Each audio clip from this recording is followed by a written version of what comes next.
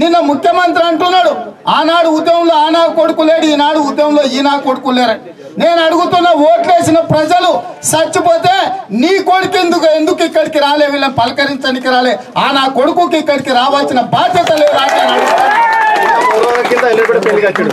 ఎక్కడాడు ఇక్కడికి వస్తే గుండెల్లో పెట్టుకొని 3 సార్లు ఎమ్మెల్యేని చేశారు.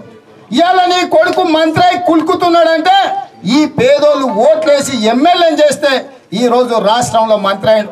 నేను అడుగుతున్న కేటీఆర్ను హైదరాబాద్లో ఫిలిం నగర్లో ఏ హీరోయిన్ కి జ్వరం వచ్చిన సాయంత్రం వరకు ఉరుకురికి పరామర్శిస్తావు కదా, ఈడ పేదోళ్ళ భర్తలు చచ్చిపోతే వచ్చి పలకరించే పాపాన పోయినవా నువ్వు అని నేను అడుగుతున్నా. ఇవాళ కేసీఆర్ వ్యవహార శైలి చూస్తుంటే బుద్ధిమంతుడని సర్ది కడితే బొట్రాయికాన్ని భోజనం చేసేందుకు చూపించిపోయినట్టు అట్లున్నది ఇవాళ కేటీఆర్ పరిస్థితి.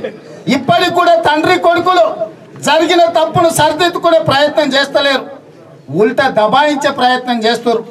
కొడుకుకు ఒకవేళ కండకావరమేమో అట్లా మాట్లాడుతుండ అనుకున్నాం, తండ్రి కూడా నిన్న వచ్చి అదే మాట మాట్లాడిపోయింది. మన వచ్చి దళితులని బోర్డు నాదే కొడతామని అంటుండు. కొట్టేటప్పుడు దళితులని బోర్డు లేదు, కొట్టిన తర్వాత ప్రాణాలు పోయినాక వాళ్ళు దళితులని తెలిసింది కదా. ఇవాళ వాళ్ళని ఆదుకోవాల్సిన బాధ్యత ప్రభుత్వానికి లేదా అని నేను అడుగుతున్నా. ఇవాళ వీళ్ళ ప్రాణాలు బలిస్తేనే ఈ కరీంనగర్ జిల్లాలో ఇసుక దోపిడికి పాల్పడితేనే రాష్ట్ర ప్రభుత్వానికి 1000 కోట్ల రూపాయల ఆదాయం వచ్చింది. 1000 కోట్ల ఆదాయాన్ని ఇవాళ నువ్వు మూట కట్టుకున్నావు కదా, పేదోళ్ళ కోసం 1 కోటి రూపాయలు కట్టా. ఈరోజు ఆదుకోవడానికి ఎందుకు ఖర్చు పెట్టలేవని మేము రాష్ట్ర ప్రభుత్వాన్ని అడుగుతున్నాం.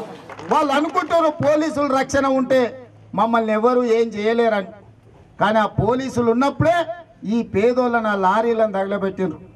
అంత పెద్ద లారీలను తగలబెట్టిన ఈ పేదోళ్లకు పెద్ద లెక్క కాదు. నువ్వో నీ కుటుంబమో దొరికితే ఏం చేయాలో గలే చేస్తావు.